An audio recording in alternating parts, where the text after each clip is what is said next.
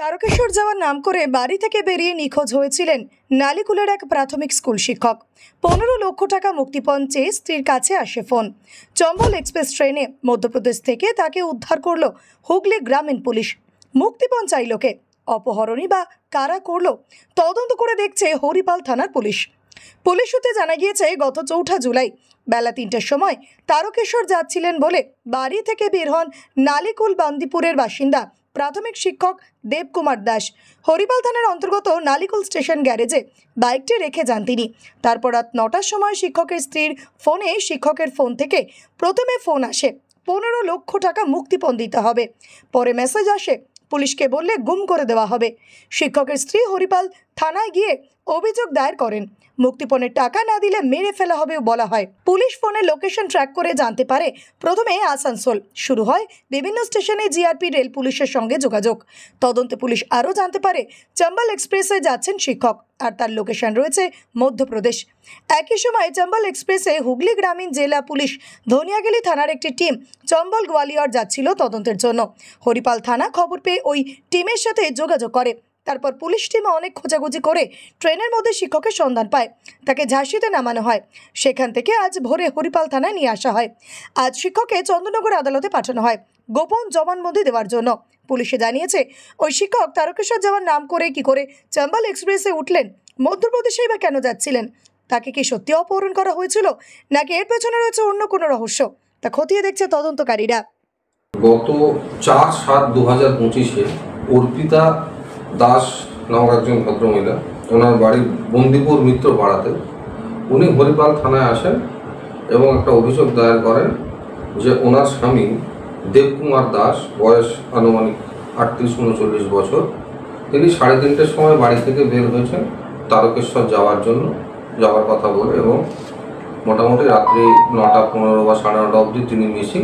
তার মোবাইলে তার স্ত্রী বারবার ফোন করার পরেও সেটা সুইচ অফ বলছে এবং উনি ওনার স্বামীর কোনো খোঁজ পাচ্ছেন না।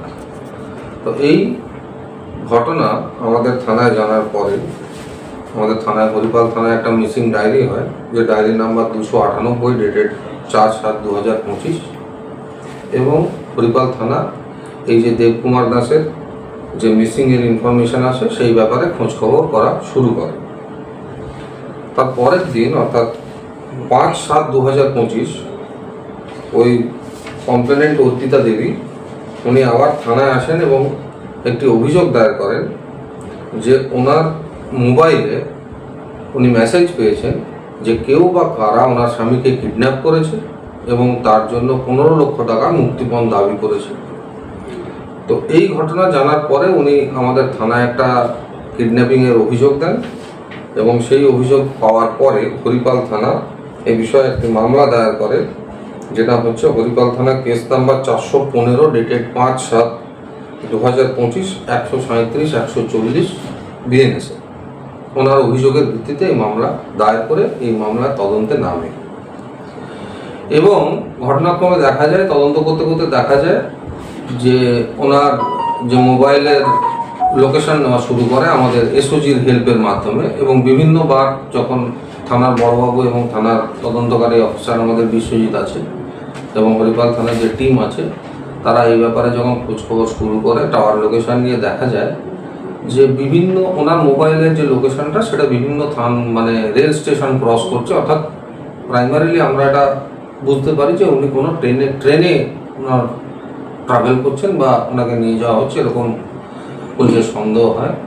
তো এসওজির হেল্প নিয়ে বিভিন্ন টাওয়ার লোকেশন নেওয়ার পরে এবং রেলের সঙ্গে যোগাযোগ করে আমরা মোটামুটি একটা সাসপেক্টেড ট্রেনের লিস্ট করি যে কোন কোন ট্রেন প্রবাবল হতে পারে, এবং হরিপাল থানার বড়বাবু এবং আয়ও বিভিন্ন জায়গায় খোঁজখবর করে তারপরে কয়েকটি ট্রেন আমাদের তালিকাভুক্ত করা হয়, এবং সেই সময় জানা যায় যে আমাদের ধনেখালি থানার যে একটা টিম, পিএসআই পলাশ দে এবং টিম, তারা অন্য একটা কেসের তদন্তে তারা গোয়ালিয়র যাচ্ছিল, এবং তাদের সেই টিম সেই লিস্টেড যে ট্রেনসগুলো ছিল তার মধ্যে একটি ট্রেনে ট্রাভেল করছিল। তো তাদের সঙ্গে যোগাযোগ করা হয় এবং তাদেরকে এই যে নিখোঁজ আমাদের দেবকুমার দাস আছে তার ছবি এবং বাদবাকি ডিটেলস, কেসের ডিটেলস তাদেরকে দেওয়া হয়, এবং তাদেরকে এই ব্যাপারে একটু খোঁজ খবর করতে বলা হয় তাদেরকে, এবং আলটিমেটলি মথুরা চম্বল এক্সপ্রেস ট্রেনে ঝাঁসির কাছে আমাদের এই দেবকুমার দাস যিনি মিসিং ছিলেন তাকে পাওয়া যায়, এবং হরিপাল থানা তাকে ঝাঁসি থেকে, আয়োজে বিশ্বজিৎ আছে, ঝাঁসি থেকে টিম তাকে উদ্ধার করে নিয়ে আসে, এবং আমাদের যে ভিকটিম মিসিং ছিল সেই কেসটা আমাদের এখনো পর্যন্ত এই অবস্থায় রয়েছে, আমরা ভিকটিমকে উদ্ধার করতে পেরেছি। ভিকটিমকে কি এখানে থেকেই ছেড়ে দেওয়া হবে না কোর্টে পাঠানো? না, আমাদের যে লিগাল প্রসিডিওর আছে সেই অনুযায়ী আমরা তাকে জিজ্ঞাসাবাদ করব। এই ঘটনার সাথে যদি কেউ যুক্ত থাকে, অ্যাকচুয়ালি কী ঘটনাটা ঘটেছে, ডিটেলড ইন্টারোগেশনের ব্যাপার আছে, সেটা আমাদের কমপ্লিট হওয়ার পরে আমরা তাকে কোর্টে পাঠাবো, এবং তার পরবর্তীকালে যেরকম আমাদের অফিসিয়াল প্রসিডিওর আছে সেগুলো কমপ্লিট করার পরে আমরা ওনাকে ভিকটিম অ্যাকচুয়ালি একটা প্রাইমারি স্কুলের টিচার, উনি পারজানা প্রাইমারি স্কুলে পড়াচ্ছেন, কিন্তু এই ঘটনায় এখনো পর্যন্ত কোনো আসামি যুক্ত আছে কিনা সেটা এখনো পর্যন্ত আমরা পাইনি। আরও ডিটেলড ইন্টারোগেশন হলে পরবর্তীকালে আপনাদেরকে জানাবো।